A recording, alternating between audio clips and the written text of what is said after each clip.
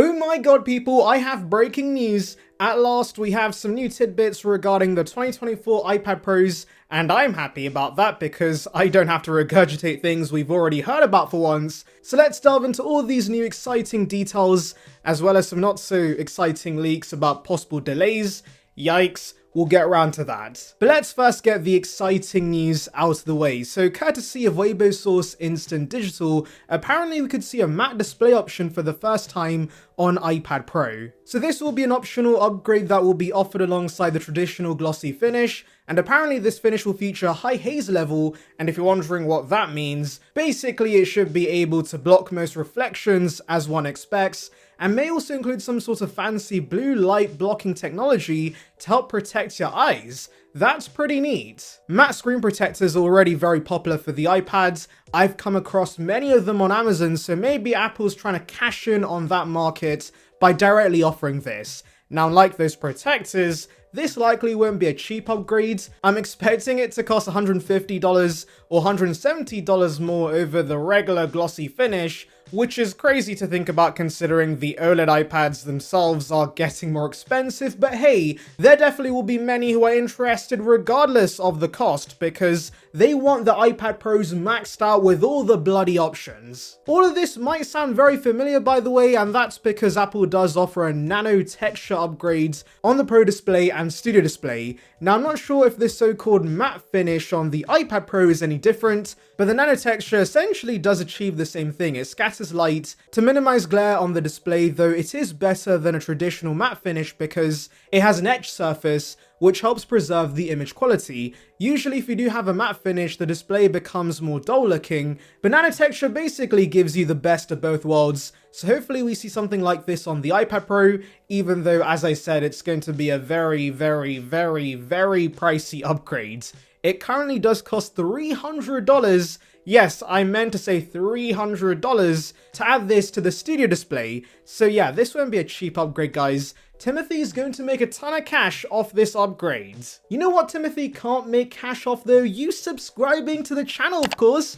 I would greatly appreciate it, and it would bring you the latest about Apple right to your subscription box, so please consider it, it would be appreciated. We're trying to hit our next milestone of 16,000 subscribers, so join the Saranbyte gang now. Anyways, this news does sound great, but there are some concerns people have brought up online. You see, the Nano Texture glass has only been offered on desktop displays for a reason. It's harder to clean because of its textured surface, since it holds onto oil and debris more tightly, and Apple even says it should only be cleaned with a polishing cloth made with soft, non-abrasive material, like the one they conveniently sell. So I'm not sure how a finish like this is going to age on a touchscreen device like the iPad. You're going to be touching it all the time with your greasy fingers, and it's not like everyone has access to Apple's special polishing cloth. Some might even use their shirt to wipe the iPad, so yes, I have my concerns, but considering Instant Digital did not say specifically the Nano Texture finish is coming to the iPads, maybe this matte finish is going to be different, and it could be more durable and specifically made for portable touchscreen devices. I also want to mention there's been some rumors regarding the iPhone 17 next year. Yes, we already have iPhone 17 rumors, but anyways, there's been rumors that those phones could get a display that's more anti-reflective. And remember, Corning right now has worked with Samsung to implement this on the Galaxy S24 Ultra, so it's likely the iPhone is going to use a version of that, and maybe this is what we ultimately see on the iPad as well. I don't really hate the glossy finish we have right now, to be honest. I'm fine with the fingerprints, but if the glare can be reduced, that would be greatly beneficial. So hopefully at the very least we see something like this on the new iPad Pros. Not everyone can afford a $150 fancy glass upgrades, so if the standard glass was less reflective, that would be great. What's also interesting is that the iPad Air could also be apparently getting this optional matte finish upgrades, but I personally doubt that, guys. I 100% see this being a Pro exclusive. Now let's talk about bezels. Yes, the most useless topic on the planet that techies obsess over, but we have heard a lot about thinner bezels coming to these new iPads.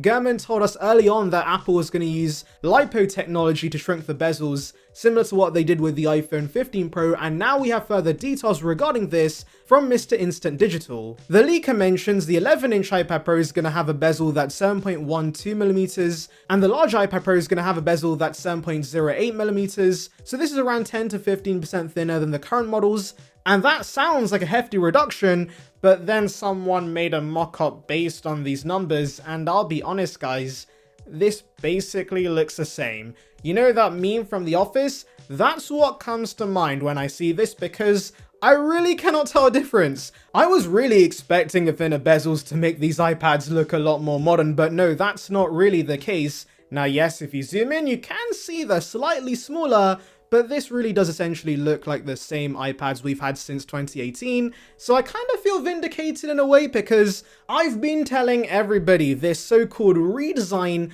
won't be that major, and now all the leaks have kind of proved this, because whilst the body and bezels are getting thinner, it's essentially the same design. We hit peak iPad design in 2018, and so yeah, the iPad won't be getting any major design changes from now on. It will just continue getting thinner bezels and body-wise every few years. Ultimately though, I am fine with the bezels mostly staying the same, because this is a tablet at the end of the day, and you need to hold on to the bezel when it's in your hand. But either way guys, temper your expectations, because I really don't think these new iPad Pros are going to be drastically different. Finally, let's talk about one thing everyone wants to know about right now, and that's when this bloody iPad Pro is gonna actually release. We've been waiting for an eternity it seems, but as of late, there has been some signs pointing towards a release on March 26th, but now Gurman chimes in and crushes all our dreams. Yay! So yes, with a single quote tweet, he simply said, "Not true. He does not agree with the March 26th date,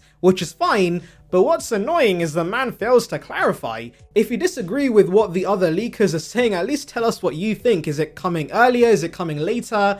Tell us something." Now, what do I think of this? Well, I know I shouldn't disagree with a man like Gurman, who's very credible, but not gonna lie, just out of spite, I hope he's wrong this time, because I'm really annoyed with how vague this man gets, and I also want to see these iPads as soon as possible, because I'm frankly getting tired of waiting, as are you guys of course, so hopefully we do see these new iPads launch very soon. iPad case manufacturers also seem ready to release their cases on the 26th of March, though as I said before in the past, these guys do not get internal information directly from Apple. They're very much relying on sources they have in the supply chain, so there is a good chance their predictions might be wrong. We'll have to wait and see, but yes, I'm hoping there's not much of a delay, and Apple does at least announce these iPads by the end of March. In the meantime, let me quickly break down the key upgrades to expect. Apart from the thinner bezels and matte finish we already talked about, so undoubtedly the big upgrade's going to be OLED. It's going to give these iPads a ton of benefits, like increased brightness, better contrast ratios,